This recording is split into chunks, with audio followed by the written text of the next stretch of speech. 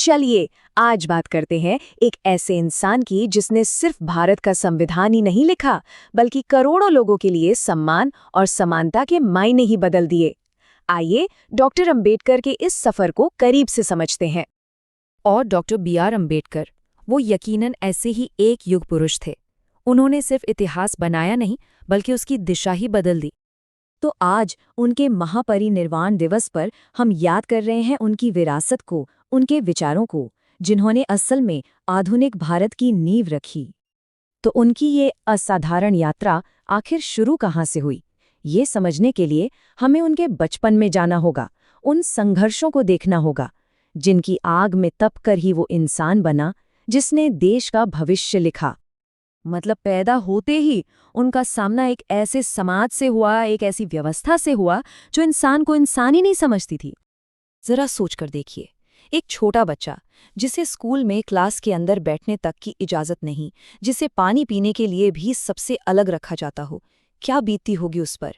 ये अपमानजनक बातें उनके बचपन का सच थीं। लेकिन अंबेडकर ने इस अपमान को अपनी किस्मत मानने से इनकार कर दिया।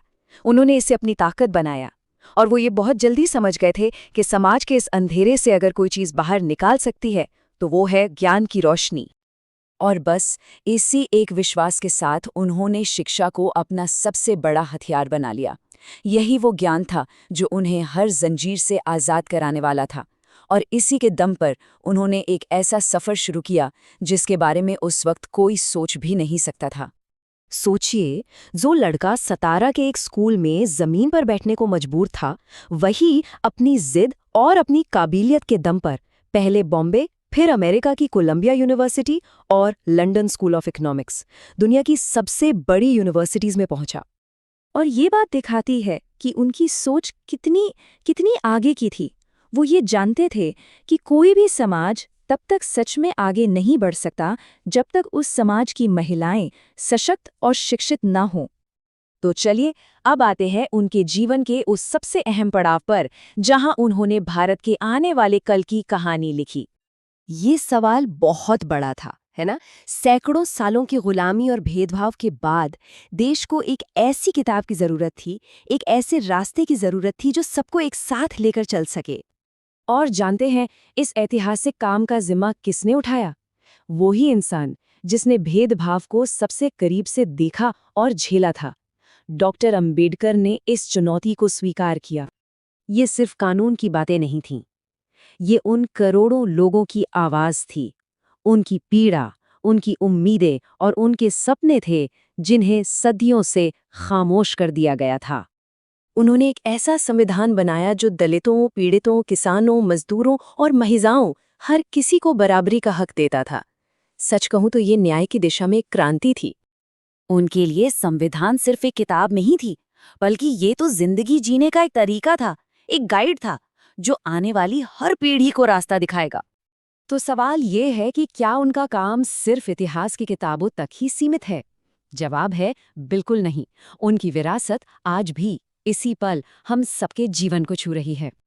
देखिए, आज जब कोई गरीब का बच्चा पढ़कर अपनी किस्मत खुद लिखता है, या जब कोई पिछड़े समाज का नौजवान अफसर बनता है, या कोई महिला अपनी पहचान खुद बनाती है, तो इन सब में कहीं न कहीं बाबा साहब का सपना ही तो जी रहा होता है। और उनकी ये बात आज भी हम जैसों करोड़ों लोगों को ये हिम्मत देती है कि हालात चाहे कितने भी मुश्किल हों, हमें संघर्ष का रास्ता नहीं छोड़ना है। 6 दिसंबर 1956 बाबा साहेब ने इस दुनिया को अलविदा कह दिया। पर ये एक अंत नहीं था, बल्कि ये उनके विचारों के अमर हो जाने की शुरुआत थी। इसीलिए महापरिनिर्वाण दिवस सिर्फ श्रद्धांजलि देने का दिन नहीं है।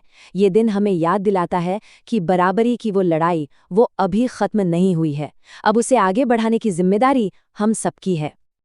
उनका सपना एक ऐसे भारत का था जहां किसी की पहचान उसकी जाति या धर्म से ना हो, बल्कि सिर्फ और सिर्फ इंसानियत से हो। और सच कहें तो यही उनकी पूरी जिंदगी का निचोड़ है। उन्होंने अपने कर्मों से ये साबित किया कि महानता जन्म से नहीं मिलती, उसे अपने काम से कमाना पड़ता है। तो चलिए आज सिर्फ उन्हें याद ना करें, बल्कि ये संकल्प लें कि हम अपने रोज के कामों से उस भारत को बनाने में अपना योगदान देंगे जिसका सपना उन्होंने देखा था। भारत के इस महान सपूत डॉक्टर भीमराव अंबेडकर जी को कोटि कोटि नमन।